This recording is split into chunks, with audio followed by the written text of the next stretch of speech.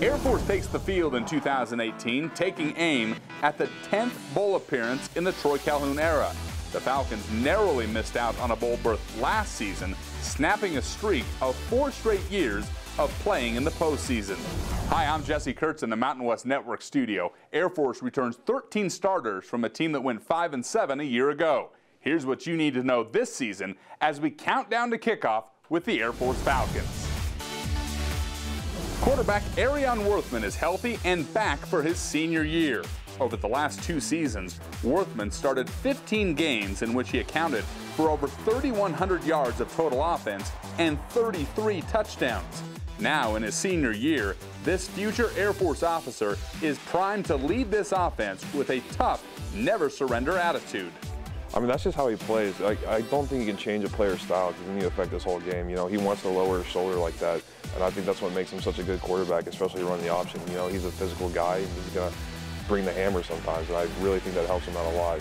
Would I like my quarterback to get it that much? Probably not, because I mean, that's my job, right? But it still works out pretty well. Tremendous work ethic, highly unselfish, extremely tough, very disciplined, persistent, can block out distractions, and somebody that really takes great pride in being able to serve their country.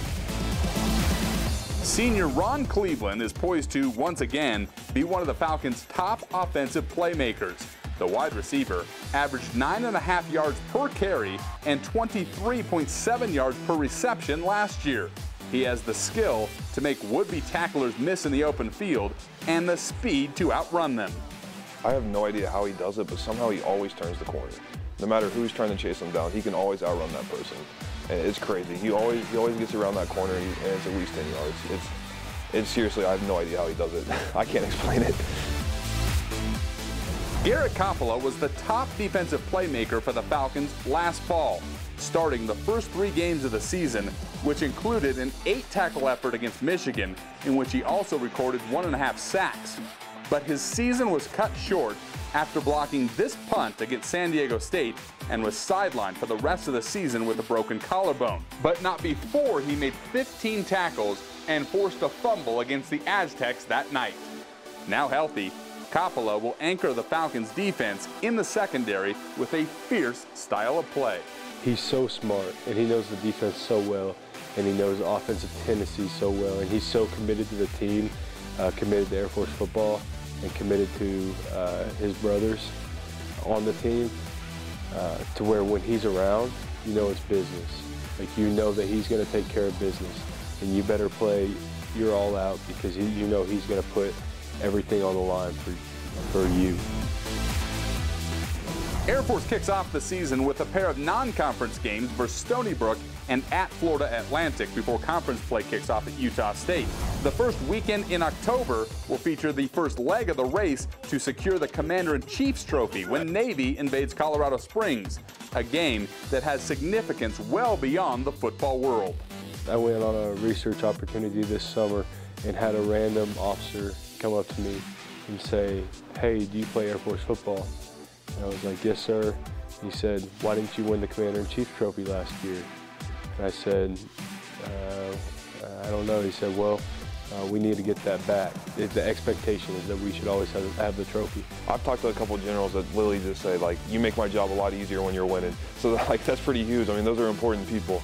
So just, like, knowing that and, like, just knowing that it's a morale boost and stuff like that, it's really cool. And, like, really, like, not a lot of people get to play a game like that. And we get to play it twice a year every year. So I think that's just really fun, really cool, and I hope we can get it done this year. I think there's a lot of reasons that Air Force can look forward, certainly, to this upcoming season. Number one, offensively, you look at the wide receivers they have, and Marcus Bennett and Gerard Sanders both played a lot last year. They're veterans, and they come back, and they're certainly hungry. There's no doubt about that. I think defensively, you look at a club that gave up 5.9 yards a carry, and they have to get better, right? But they've got a big and good front line with Mo Fafita up front. And then you look at Lakota Wills. He's a sophomore linebacker. He is really, really good. They've got a secondary that's more experienced. They can't get much worse in terms of stopping the run, but I think they'll do a much better job of doing that. And I think they'll be better in terms of pass defense. So I think there's a lot of areas where Air Force A needs to improve, but B will improve because very simply, they're a year older and they're a year wiser.